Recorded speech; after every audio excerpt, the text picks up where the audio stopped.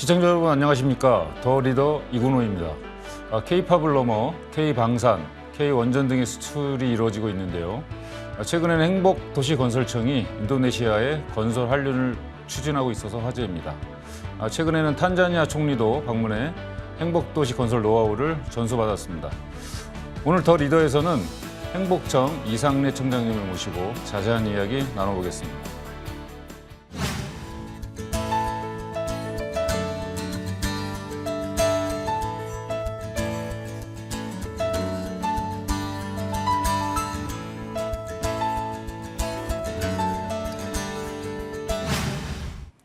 청장님, 바쁘신 가운데 나오셔서 감사드립니다. 시청자들께 인사 말씀과 함께 행복 중심 복합도시 건설청에 대한 소개 부탁드리겠습니다. 시청자 여러분 안녕하십니까. 행정중심 복합도시 건설청장 이상래입니다. 우선 이 자리를 빌어 행정중심 복합도시를 설명할 수 있는 기회를 주셔서 대단히 감사하게 생각합니다. 행복청은 국가 균형 발전을 선도하고 국가 경쟁력을 제고하기 위해서 행정중심 복합도시 건설 사업을 추진하고 있는 국토교통부의 외청입니다. 여러분도 잘 아시다시피 우리나라는 과도한 수도권 집중으로 인한 여러 가지 피해가 지적되어 왔고, 그러한 문제를 해결하는 수단 중에 하나로 행정기능을 중심으로 하는 도시를 만들게 되었고, 그 도시 건설을 저희 행복청이 주관하고 있습니다. 네. 국토교통부 출신 전유물처럼 여겨졌던 행복청장에 처음으로 정당인 출신인 청장님이 임명되셨습니다. 소감과 함께 각오를 시청자분들께 해주시죠. 국토교통부의 전유물이라는 말은 조금 어울리지 않는 것 같습니다. 왜냐하면 모든 정부기관은 국민의 정부기관이기 때문에 어느 특정 부처가 특정 기관의 장을 전유해야 된다는, 독점해야 된다는 그런 데는 좀 동의하기 좀 어렵고요. 다만 제가 이 행정중심 복합도시가 행정수도로 발전하는, 도약하는 이런 시기에 대통령 제2집무실 건립, 그리고 국회 세종의사당 분원 건립을 책임지게 된 아주 막중한 책임감을 많이 느끼고 있습니다. 저희가 다른 정부 부처, 국회 등과 함께 협력하고 국민과의 소통을 통해서 정말 훌륭한 행정수도를 만드는데 열심히 노력하겠습니다. 예, 이제 본격적인 질의응답에 들어가겠습니다. 먼저 행복도시가 세워지게 된 배경부터 설명 좀 해주시죠. 모두에 말씀드렸지만 수도권 집중으로 인한 폐해를 해결하기 위해서 그동안 정부가 많은 노력을 해왔습니다. 잘 기억이 없으시겠지만 사실은 1977년도에 박정희 대통령 재임 시절에 이미 백지 계획이라는 행정수도 이전 계획을 수립한 바 있고요. 요거를 현실화한 것이 이제 노무현 대통령께서 후보 시절에 행정수도 이전 공약을 내걸으신 것이죠. 네네. 아시겠지만은 그동안 행정수도 이전에 대해서 헌법재판소에서 위헌 결정을 내린 바가 있고, 그에 따라서 행정수도가 아니고 행정기능을 중심으로 하는 복합도시를 건설하는 법안이 통과가 됐고, 네네. 2006년 1월부터 그 사업이 개시된 것입니다. 그렇다면 지금까지 그 중앙행정기관 등의 이전은 얼마나 진행이 됐습니까? 올해 기준으로 한 43개 중앙행정기관이 이전했고요. 중앙행정기관뿐만 아니고 각종 정부 출연기관, 그다음에 그 소속기관들, 기타 사회단체와 관련된 그런 기관들도 많이 이전을 했고요. 앞으로도 관련 법과 행안부 고시에 따라서 지속적으로 행정부처는 물론이고 관계기관들이 이전할 것으로 보입니다. 저희 행복청은 이런 기관 이전에 따른 이전한 근무하시는 분들의 주거 문제, 그다음에 입지, 청사의 입지 마련, 권리 문제, 이런 것들을 저희가 지속적으로 뒷받침을 해드릴 예정입니다. 네. 행정중심 복합도시의 설명을 해주셨는데요. 국가 행정중심 도시로서의 기능을 강화하기 위해서 필요한 것이 좀 더 있을 텐데요. 우선 첫째는 이제 국가 행정이라는 것이 단순한 행정기관만이 해드릴 수 있는 것이 많지가 않습니다. 거기에 입법 기능과 사법 기능이 추가되어야 되는 문제가 있기 때문에요. 그래서 저희가 그 국회 세종의사당 분원의 이전을 계기로 해서 현재 또 세종시의 행복도시에 없는 것이 사법 기능입니다. 그래서 법원도 좀 유치를 해야 되고, 그래서 행정 기능뿐만 아니고 입법과 사법 기능이 같이 어우러져서 국민에 대한 서비스의 품질을 높여야 되는 그런 문제가 있는데, 이걸 바로 이제 저희가 실질적인 행정 수도로서의 기능을 해야 된다. 그러기 위해서는 행정뿐만 아니고 입법과 사법 기능이 추가된다. 이렇게 말씀을 드릴 수 있고요. 두 번째는 여러분 잘 아시다시피 이제 디지털 대전환 기후위기 시대에 맞춰가지고 행복도시가 이런 기후위기 시대, 그다음에 디지털 대전환 시대를 앞서가는 선도하는 그런 미래 전략 도시로서 자리매김을 해야 되겠다. 그래서 탄소 중립이라든지 스마트 시티, 자율주행 기반 등 여러 가지 노력들을 저희가 하고 있습니다. 그리고 세 번째로 도시 그 자체로만 성장하기는 참 어렵습니다. 네네. 주변 지역과의 어떤 교류나 협력을 통해서 또 어떤 때는 경쟁을 통해서 서로 발전을 하게 되는데 행정중심 복합도시가 행정중심 복합도시뿐만 아니고 그 주변에 대전, 충남, 충북 지역과의 어떤 공존할 수 있는 그런 상생 발전 방안이 대단히 필요합니다.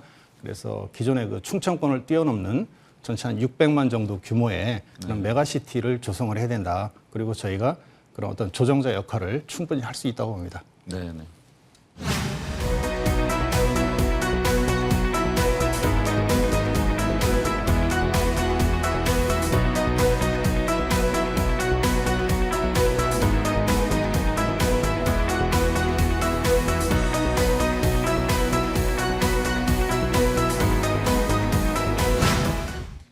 이번에는 행복도시의 건설 추진 현황에 대해서 자세히 알아보겠습니다.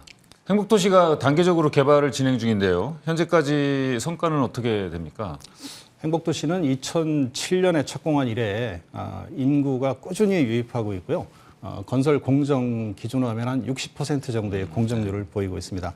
가장 큰 성과라고 하면 아무래도 이제 행정중심 복합도시이기 때문에 중앙행정기관이 한 43개, 그리고 국책연구기관이 한 16개 정도 이전해가지고 아무래도 명실상부한 행정중심 도시로서의 위상을 갖고 있다.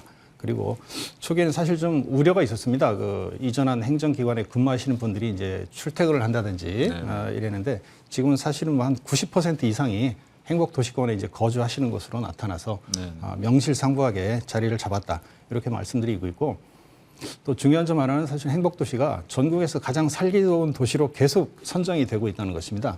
젊은 층의 인구 비율도 대단히 높고 출산율도 전국 최고 수준입니다. 출산율이 높고 젊은 층이 많이 유입이 된다는 것은 그만큼 살기 좋은 도시라는 이제 방증이 되겠죠. 그리고 저희가 이제 이런 젊은 층의 인구 유입, 출산율을 제고하기 위해서는 각종 문화시설, 보육 관련 시설을 충분히 이제 갖추고 있는데, 특히 과거에 이제 주민센터로 알려진 시설뿐만 아니고 주민복지시설, 문화시설을 믹스한 복합 커뮤니티 센터를 건설하고 있습니다. 각 지역 중간중간에. 그래서 저희가 총 22개 복컴을 만들기로 계획을 했는데 현재 한 15개 정도가 지금 준공이 돼서 주민들이 아주 잘 사용하고 계십니다. 그렇겠네요. 예. 윤석열 대통령의 공약 중 하나가 세종시 완성입니다. 정부 국정과제에 세종시 완성이 실정과제로 반영되었고요. 먼저 대통령 제2집무실 설치와 국회 세종의사당 건립은 어떻게 진행되고 있습니까? 대통령 제2집무실 설치와 국회의사당 세종 분원 설치는 이제 뭐 양당 공의했지만 특히 이제 윤석열 대통령의 대선 공약이었죠. 공약이었고 이 사업을 차질 없이 추진하기 위해서 저희가 많은 노력을 하고 있습니다. 구체적으로 지난 9월 달에는 국무조정실, 국토부, 행안부 그리고 행복청이 함께 참여하는 범정부 합동 추진단을 조직을 했고요. 9월 말에는 건립 방안을 검토하기 위해서 연구 용역에 착수를 이미 했습니다. 그래서 저희가 앞으로 연구 용역이 끝나고 나면 기본 설계 용역도 해야 되고 관계기관 협의, 전문가 의견, 국민의사 수렴 등을 거쳐서 제2대통령 집무실의 입지, 기능, 그다음에 뭐 규모 이런 것들을 확정한 다음에 2023년 하반기에 설계에 착수하고 25년 상반기에 착공, 그리고 2027년 상반기 중에 완공을 목표로 공사를 진행을 할 것입니다. 네. 그 대학 유치를 통한 공동 캠퍼스 조성도 계획하고 계신 것으로 알고 있습니다. 어떤 구상이신지요? 도시가 지속 가능하게 성장하기 위해서는 우선 대학이 올 필요가 많습니다. 그러나 이제 학령 인구가 지속적으로 감소하고 아시다시피 그 대학의 재정 여건이 상당히 좋지 않기 때문에 개별 대학이 입주하기는 좀 어려운 상황입니다. 그래서 저희가 여러 대학이 공동으로 입주해서 대학뿐만 아니고 연구기관도 입주를 같이 해서 산학연 협동을 할 수 있는 공동 캠퍼스를 저희가 이제 주도적으로 조성을 하고 있는데요. 공동 캠퍼스는 임대형과 분양형 두 가지로 나뉩니다. 임대형은 이제 공용 공간과 전용 공간으로 나누어서 다수의 대학이 고유의 공간을 가지면서 강의실이나 연구실, 실험실은 공동으로 사용을 하고, 그다음에 분양형 캠퍼스는 이제 입주를 희망하는 대학의 부지를 저희가 이제 제공을 하고 대학이 건물을 건축하는 방식입니다. 그래서 21년 2월에 이미 그 서울대나 KDI 같은 6개 대학이 1차 입주 대학으로 저희가 승인을 했고요. 24년 상반기에 순차적으로 개교할 예정입니다. 네. 그리고 공동 캠퍼스가 아마 개교되면 공동 캠퍼스에 입주한 대학들과 저희가 뭐 뒤에 설명을 드리겠지만 그 세종 테크밸리 네네네. 입지 기업 간의 어떤 협력과 교류를 통해서 상당히 지역 발전에 크게 기여를 할 것으로 네네. 이렇게 기대를 하고 있습니다. 말씀하신 것처럼 그 대학교가 있다면 일자리도 있어야 되는 거겠죠. 좀 전에 말씀하신 세종 테크노밸리 조성 사업이 어떻게 추진되고 있습니까? 세종 테크밸리는 행복도시의 지역 성장을 견인하고 일자리를 창출하기 위한 공간입니다. 총 면적이 약 82만 제곱미터에 달합니다. 그래서 저희가 도시 첨단 산업단지로 지정을 해서 바이오, 그다음에 환경, 그다음에 IT 기업 등 첨단 기업들을 유치를 해서 연구 인프라 등을 꾸준히 구축을 해나가고 있습니다. 현재는 그 대기업인 네이버의 그 데이터 센터가 입주가 돼 있고요. 아직 뭐 준공은 안 됐지만 거의 준공 직전입니다. 그래서 기타 이제 작은 기업들 작고 튼튼한 한 43개 정도의 강소 기업이 지금 유치가 돼서 뭐 입주를 예정하고 있습니다. 입주한 기업도 있고 그리고 이런 기업들을 저희가 지원하기 위해서 창업진흥원과 중소기업기술정보진흥원도 별도 부지에 건립이 돼서 이 기업들에 대한 지원 활동을 강화하고 있습니다. 기타 저희가 뭐 공공 및 민간 지식산업센터에도 약 한 350개 정도의 기업이 입주를 해 있고요. 앞으로도 꾸준히 기업들이 많이 입주를 할 것으로 기대를 하고 있고 저희도 노력을 진행하고 있습니다. 네. 최근 도시의 트렌드가 스마트 시티, 저탄소 친환경 도시, 앞서 말씀하셨던 도시들인데요. 세종시도 이런 그런 계획이 있는 것으로 알고 있습니다. 예, 뭐 아까 말씀드렸지만은 세종시 행복도시는 스마트 시티, 그다음에 친환경 도시를 지향하고 있습니다. 그래서 스마트 시티를 조성하기 위해서는 뭐 미세먼지 정보라든지 아니면 추정밀 버스 위치 안내, 지능형 영상 분석 시스템 등 각종의 그 첨단 디지털 기술을 도입을 해서 실시간으로 도시와 관련된 정보를 주민들에게 제공하는 뭐 이런 서비스를 스마트한 서비스를 제공해 드리고 있고요. 특히 저희가 이제 그 스마트 도시 국가 시범 도시로 지정이 돼 있습니다. 부산하고 저희가 이제 돼 있는데 요 생활권은 인공지능, AI, 그다음에 사물 인터넷, 빅데이터 등 기술들을 활용해서 모빌리티나 에너지 절약, 그다음에 헬스케어 등 다양한 분야에서 상당히 그 혁신적인 서비스를 주민들에게 제공을 하는 어떤 선도적 도시로 만들려고 저희가 준비 중입니다. 그리고 이제 탄소 중립과 관련해서는 저희가 2050 탄소 중립 목표도 한 10년 정도 앞당겨서 이 목표 달성을 하기 위해서 탄소 중립 5대 전략을 추진하고 있는데요. 제로 에너지 건설, 제로 에너지 도시를 만들고 그린 에너지를 도입하고 뭐 기타 이러한 세부적인 탄소 중립 방안을 실행하기 위한 각종 계획도 실행하고 있고 또 추가적인 용역도 하고 있고 그래서 많은 노력을 하고 있습니다.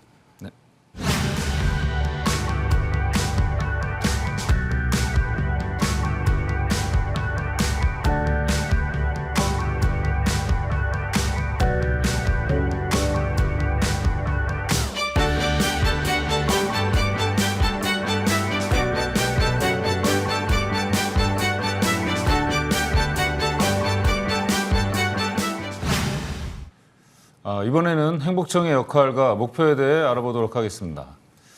행복도시 세종이 어느 정도 자리를 잡은 모습입니다. 주민들 만족도가 상당히 전 높은 것으로 들었는데요. 어떻게 보십니까?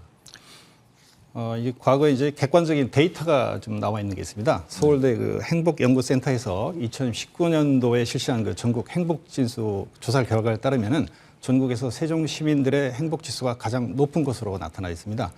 그리고 21년도에도 조사를 해본 바에 따르면 17개 시도 중에서 삶의 만족도가 가장 높은 도시로 이렇게 나와 있습니다.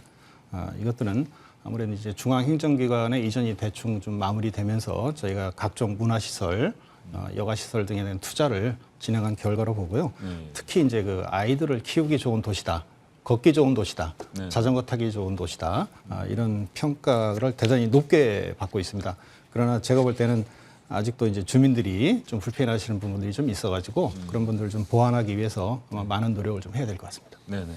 예, 최근 그 행복도시 건설청의 역할과 기능이 강화됐다는 분석이 나오고 있습니다. 이에 따라 청의 명칭도 행정수도청이나 행복도시 관리청으로 바뀌어야 한다는 목소리가 좀 나오고 있습니다. 어떻게 생각하십니까?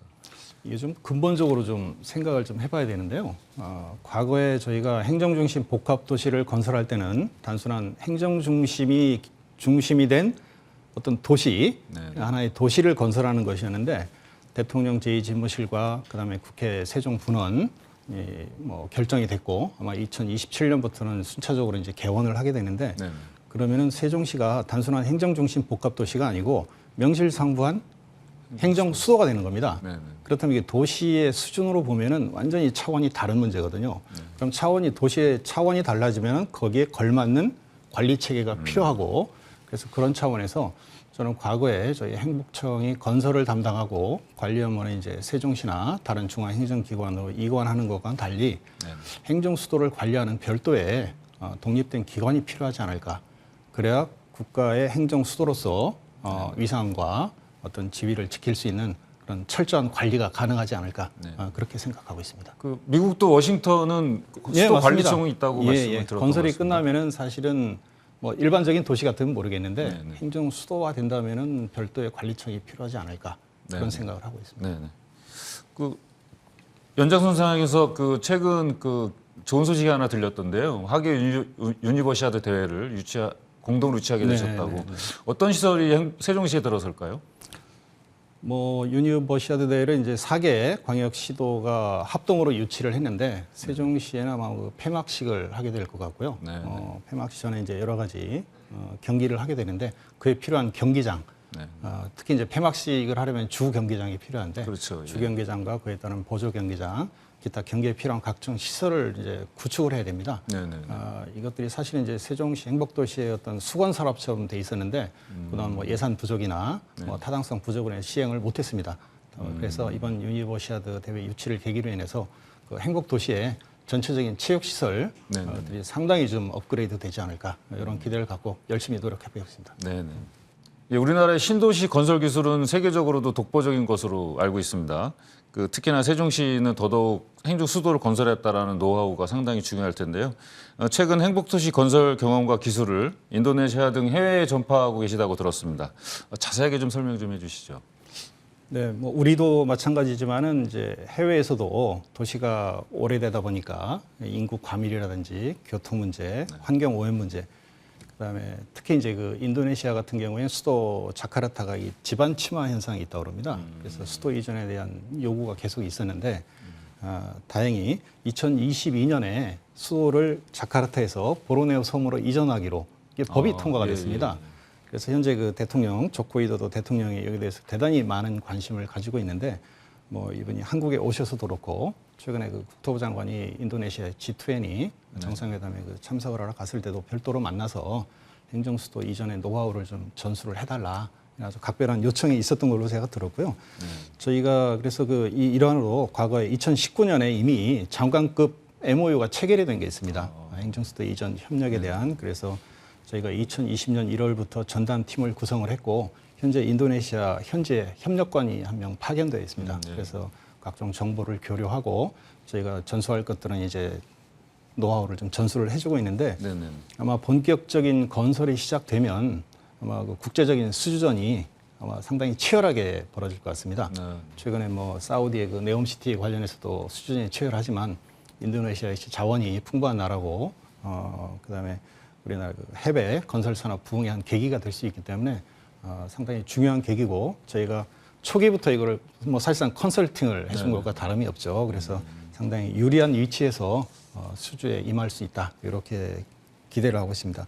그리고 저희가 인도네시아뿐만 아니고 몽고도 수도 이전에 좀 관심이 많아서 저희가 방문을 한 바가 있고 이집트도 뭐 한번 출장을 다녀온 적이 있습니다. 청에서. 그리고 가까이는 최근에 그 탄자니아 총리께서 방문을 하셔가지고 그 일정이 바쁜데도 불구하고 행복도시에 방문을 해서 제가 직접 나가서 브리핑도 해드리고 같이 동반해서 좀 도시를 둘러보고 이랬습니다. 그렇군요. 최근 그 세종시가 도시 성수 단계에 접어들면서 시민들 사이에서 교통 문제에 대한 불만이 좀 나오고 있는 것 같습니다. 이거 해소할 수 있는 방법이 좀 있을까요? 네, 제가 청장에 부임하고 나서 가장 먼저 들은 얘기가 차가 많이 막힌다는 얘기입니다. 그래서 제가 좀 곰곰이 살펴보고 전문가들 의견을 좀 들어본 바가 있는데 기본적으로 도시를 설계할 때 걸어 다니는 도시, 네네. 차를 타고 다니면 불편한 도시를 컨셉으로 하다 보니까 이것이 어떻게 보면 이제 편하게 살고자 하는 인간의 욕망을 좀 무시한 설계가 되었던 거죠. 네. 그래서 날이 춥거나 뭐 너무 무덥거나 짐이 있거나 할 때는 사람들은 자가용을 뭐 타고 다니는 게 기본 습성인데 이걸 무시하고 차를 갖고 다니기 불편하게 만들자고 했던 그것에 약간 좀 오류가 있지 않았나 생각이 좀 들고요. 그러나 그 당시도 마찬가지고 지금도 사실은 이제 차를 좀 덜 사용하는 것이 도시 환경 측면에서 에너지 측면에서는 상당히 유리한 정책인데 이미 확정된 도로를 넓히는 것은 사실 좀 한계가 있습니다. 네네. 물론 뭐 일부 구간을 늘린다고 해서 또 뭐 4차선 도로를 어느 구간에서 6차선, 8차선 늘린다고 해서 그 점체가 다 해결되는 것은 아니거든요. 그래서는 하드웨어적인 해결 방법보다는 좀 소프트웨어적인 방법이 좀 중요하다. 그리고 그 방법으로는 대중교통을 좀 더 촘촘하게 노선도 촘촘하게 하고 차량도 좀 증차를 해서 대중교통을 사용하는 것이 훨씬 편하게끔 만들어 드리는 게 주민에 대한 도리가 아니겠나. 불편하게 해놓고 쓰지 말라는 게 아니고 대신 이렇게 편하게 해드릴 테니까 차를 좀 덜 쓰시라. 이렇게 하는 것이 저는 옳다고 봅니다. 네. 그 세종 시민들의 만족도가 상당히 높다고 하셨는데요. 그럼에도 불구하고 시민들의 만족도는 끝이 없을 것 같습니다. 추가로 세종시에 들어갈 만한 인프라 어떤 것들이 필요하다고 보십니까? 두 개 정도를 생각을 하고 있습니다. 하나는 의료 시설입니다. 물론 세종에도 뭐 종합병원이 있기는 하지만 사실 그 아프신 환자들 입장, 가족들의 입장에서는 좀 더 높은 수준의 의료 서비스를 원하는데 그것도 좀 충족이 다 안 되는 것이죠. 그리고 서울과 지리적으로 그다지 멀지 않기 때문에 세종에서 진료를 받지 않고 서울로 가시는 분들이 상당히 많은 것으로 알고 있습니다. 그러나 이런 것들은 만성 질환이나 뭐 예견 가능한 질환의 경우에 가능한 것이지 응급 환자의 경우에는 멀리 이동을 할 수가 없지 않습니까? 그래서 세종시 행복도시에 좀 더 높은 품질의 의료 서비스를 구현할 수 있도록 좋은 병원들이 좀 많이 들어와야 되겠다. 이런 생각을 좀 하고 있습니다. 두 번째는 문화시설이 좀 취약합니다, 아직은. 그래서 뭐 제대로 된 미술관도 하나 없고요. 그다음에 세종 예술의 전당 공연장이 있기는 한데 건립 당시 그 예산 문제 등으로 객석 수가 1,000석 정도에 불과합니다. 그래서 과연 1,000석이라는 것이 행정 수도에 걸맞는 규모냐? 그건 저는 아니라고 봅니다. 최소한 2, 3,000석은 돼야 되는데 그래서 문화시설을 좀 더 확충을 하고 또 뭐 사람이 기본적으로 즐길 것, 먹을 것이 있어야 사람이 모이는데 그런 것들이 아직은 좀 부족하기 때문에 좀 채워 나가야 되는 그런 과제가 남아 있습니다. 네. 그럼 마지막 질문을 드리겠습니다. 그 마지막으로 행복청의 목표와 역할에 대해서 한번 말씀 부탁드리겠습니다. 예, 뭐 행복청의 그 존립 근거인 법문에도 나와 있지만 일단은 행정 기능을 중심으로 해서 주민들이 만족할 수 있는 아주 만족도 높은 도시를 만드는 것이 1차적인 목표고요. 두 번째는 뭐 누누이 말씀드렸지만 대통령 제2집무실 등 설치를 계기로 해서 완벽한 국가 행정 기능을 수행하는 행정 도시로 완성을 하는 것이 가장 큰 목표라고 할 수 있겠습니다.